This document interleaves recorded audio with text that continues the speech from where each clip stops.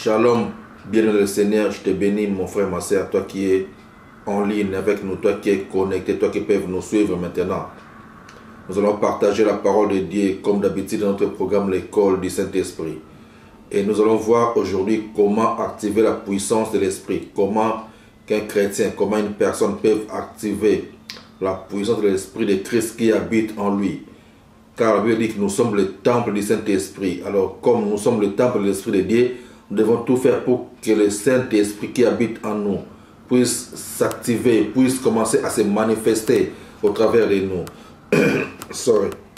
Et nous allons commencer par lire le livre des Actes des Apôtres. Actes chapitre 1er, nous allons voir le verset 8. La Bible nous dit ceci. Mais vous recevrez une puissance, le Saint-Esprit survenant sur vous, et vous serez mes témoins à Jérusalem, dans toute la Judée, dans la Samarie et jusqu'aux extrémités de la terre. Vous recevrez une puissance. Ça veut dire vous recevrez une puissance, le Saint-Esprit survenant sur vous, et vous serez mes témoins. Donc vous devez être un témoin de Christ partout où vous êtes, dans les villes où vous passez dans le monde. Comme ici, ils disent que vous serez mes témoins à Jérusalem, dans toute la Judée, dans la Samarie et jusqu'aux extrémités de la terre. Nous devons savoir que dans le livre des Actes des Apôtres, si nous regardons bien le livre des Actes des Apôtres, nous allons voir que les disciples qui ont travaillé avec Jésus-Christ ou qui ont travaillé après Jésus-Christ, comme Paul, ou ceux qui ont travaillé avec les maîtres Jésus-Christ, quand ils ont voulu commencer leur ministère, après que Christ est monté vers le Père, quand le Seigneur est monté vers le Père, il lui dit que non, il devait maintenant attendre que le Saint-Esprit puisse venir vers eux. Alors, il a dit que non, vous recevez une puissance, le Saint-Esprit survenant sur vous, et vous serez mes témoins. Nous pouvons voir que les disciples ne pouvaient pas commencer leur ministère sans la puissance du Saint-Esprit. Donc les disciples, dont les noms qui sont mentionnés dans la Bible, ne pouvaient pas commencer leur ministère. Nous ne pouvons pas commencer l'œuvre de Dieu sans la puissance du Saint-Esprit. C'est de même comme nous aujourd'hui, bien-aimé le Seigneur. Tu ne peux pas commencer l'œuvre de Dieu, ou tu ne peux pas commencer à proclamer la parole de Dieu, ou à faire quelque chose pour la gloire de Dieu, sans que tu puisses d'abord chercher la puissance du Saint-Esprit dans ta vie. Que tu puisses commencer à chercher à activer cette puissance dans ta vie. Et c'est pour cela qu'aujourd'hui nous allons étudier un peu comment activer cette puissance qui va nous permettre à bien servir les maîtres comme il faut. Vous comprenez? Car la puissance du Saint-Esprit nous motive. La puissance du Saint-Esprit nous rend capable de faire ce qu'il faut faire pour la gloire de Dieu. Donc la puissance du Saint-Esprit nous aide aussi à grandir dans les domaines spirituels. Et ça nous aide à devenir aussi des vases utiles, la puissance du Saint-Esprit. Car l'Esprit qui habite en nous nous aide à devenir des vases utiles pour les maîtres. Vous comprenez? Car tous les chrétiens ne font pas ce qu'il faut faire pour la gloire de Dieu. Il y a de ceux-là qui font des choses selon eux. Il y a de ceux-là aussi qui travaillent pour leur ventre. Mais il y a de ceux aussi qui sont des vases utiles pour les maîtres, qui font le travail du Saint-Esprit, qui font l'œuvre de Dieu selon la puissance du Saint-Esprit qui habite en eux. Vous comprenez? Alors la puissance du Saint-Esprit facilite aussi le pardon. C'est ça qui nous aide aussi à pardonner. Ça facilite le pardon dans nos vies. Et ça nous donne la paix que le monde ne peut pas nous donner. Le Saint-Esprit nous donne la paix. Ce n'est pas la paix qu'on peut chercher au travers des gens de ce monde, mais la paix qui vient de lui-même, l'Esprit qui habite en nous. C'est pour ça que nous devons chercher à activer cette puissance dans nos vies. Alors, comment l'activer? C'est ça que nous devons essayer d'étudier un peu maintenant. Donc, pour commencer à activer cette puissance, nous allons voir d'abord le livre de Colossiens, chapitre 3.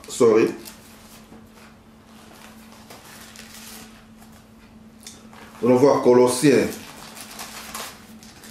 chapitre 3, le verset 16. La Bible nous dit ceci. Que la parole de Christ habite parmi vous abondamment.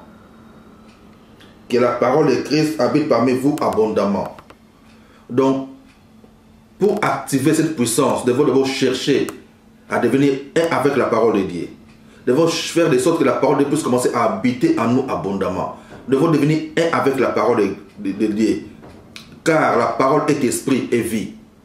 La parole, c'est Christ lui-même. La Bible dit au commencement était la parole.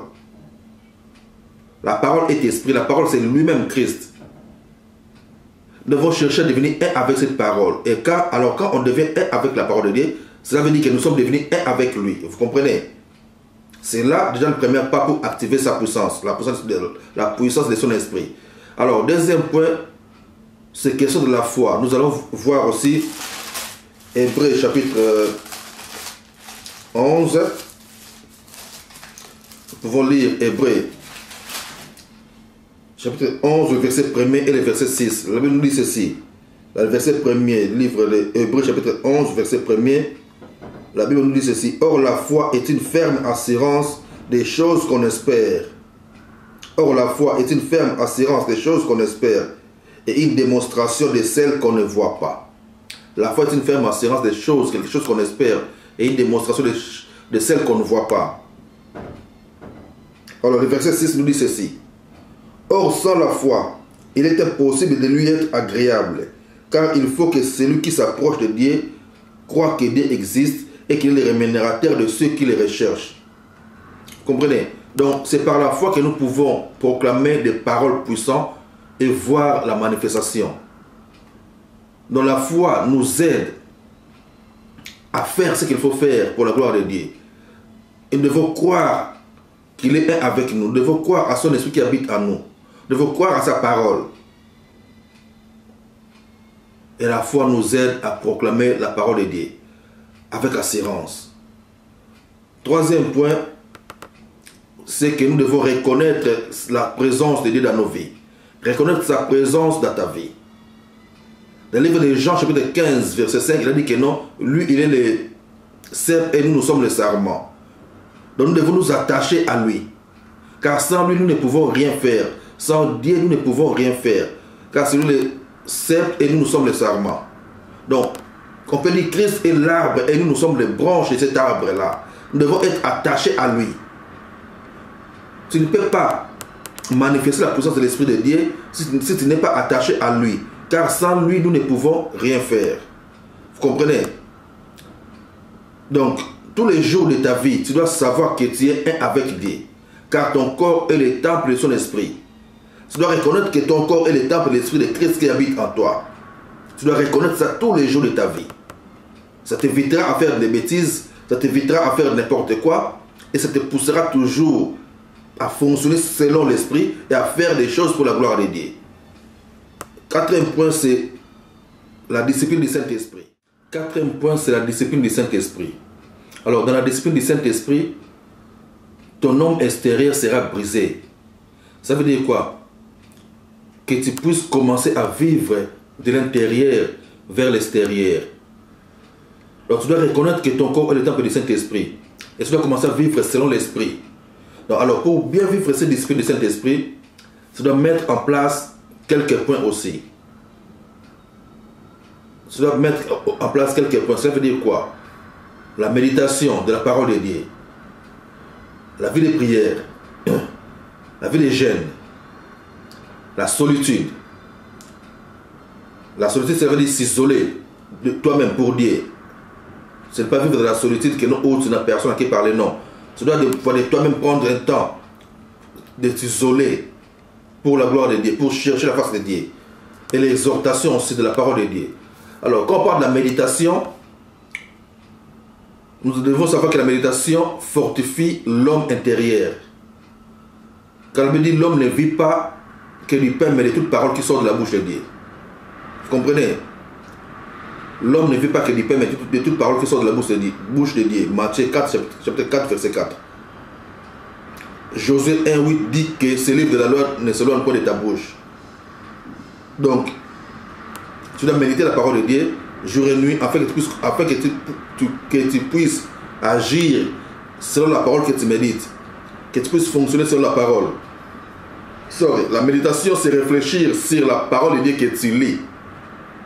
Ou la parole de Dieu que tu écoutes. Quand tu ouvres ta Bible, tu lis la parole. Tu commences à réfléchir maintenant sur ce que tu viens de lire. Ou quand tu écoutes la parole de Dieu aussi, Tu peux commencer maintenant à réfléchir sur ce que tu as entendu, sur ce que tu as écouté, la parole de Dieu. Et que ça puisse prendre vie en toi. Que tu puisses devenir un avec ce que tu as écouté. Car la Bible dit la foi vient de ce qu'on entend. Et ce qu'on entend vient de la parole de Dieu. Ce n'est pas ce qu'on entend de gauche à droite, mais de la parole de Dieu. Alors, comme je dis, nous avons aussi la prière. La prière, c'est communiquer avec Dieu. Communiquer avec Dieu, c'est parler avec Dieu. C'est ça la prière. Parler avec Dieu, communiquer avec Dieu. Mais dans la prière, nous devons savoir qu'il y a aussi ce qu'on appelle les combats spirituels. Les combats spirituels, c'est là nos prières n'est pas adressées ou n'est pas dirigées vers Dieu, mais c'est contre l'ennemi, c'est contre le diable et ses œuvres, c'est contre tout, c'est attaquer ou chasser ou détruire les œuvres des ténèbres. Car la Bible dit que notre Dieu nous a donné la puissance de détruire les œuvres des ténèbres et de chasser les démons. Alors, un autre point, comme je dis, les jeûnes. Les jeûnes, c'est une période où l'homme se prive de beaucoup de choses pour donner plus de temps à la prière et au monde spirituel. Car quand tu commences à méditer la parole de Dieu et à beaucoup prier, à s'isoler pour la gloire de Dieu, c'est là que tu commences à rentrer en communion avec les domaines spirituels. Vous comprenez? Dans la prière et les jeûnes. Nous devons savoir que nous sommes des esprits et c'est notre esprit qui est en communion avec Dieu. Ce n'est pas ces corps-là, les corps charnels, non. Nous sommes en communion avec Dieu par l'esprit.